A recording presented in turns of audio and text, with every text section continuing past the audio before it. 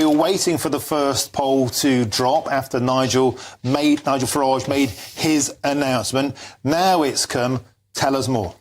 Interesting, isn't it? So Monday and Tuesday carried out over and after the announcement made by Nigel Farage. Big bump, two points bump. So Reform on 17 points, Tories 19 points, Labour 40 points. It's a YouGov poll. We're approaching a big word that could happen this weekend on these trends, crossover. Yes. What that means, Martin, you know jolly well, we discussed it before in your show.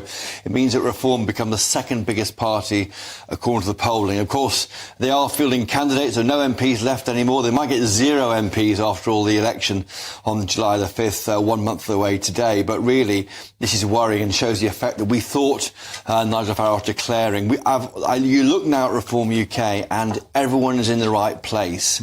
You've got Richard Tice as the chairman, not so good at the kind of retail politics that Farage is. You've got him as the leader. He's obviously fronting up Reform UK in a big debate tomorrow, 7-way debate of all parties at the BBC tomorrow night. We'll be there in the green room for GB News viewers in the spin room, not the green room.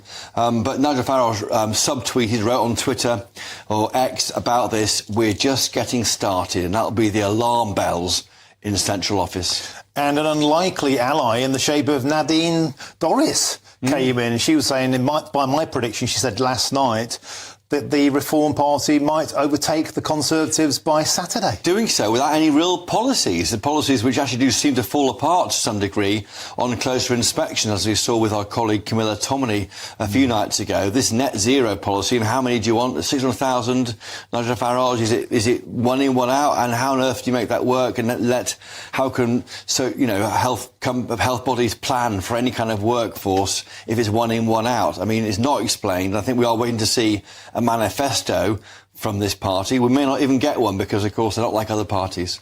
We'll wait and see a manifesto, I think, from all of the parties. Well, probably next week. It'd be quite nice to see them. Show us your medals. Next week should be show us your medals given today. Why not? Yeah. It should be next week, we think, manifesto week. OK, let's quickly move on. There's been a row raging since that ITV debate about tax. First, it was a £2,000 extra under Sir Keir Starmer's Labour Party. Now, pensioners. The Tories think they're onto something here.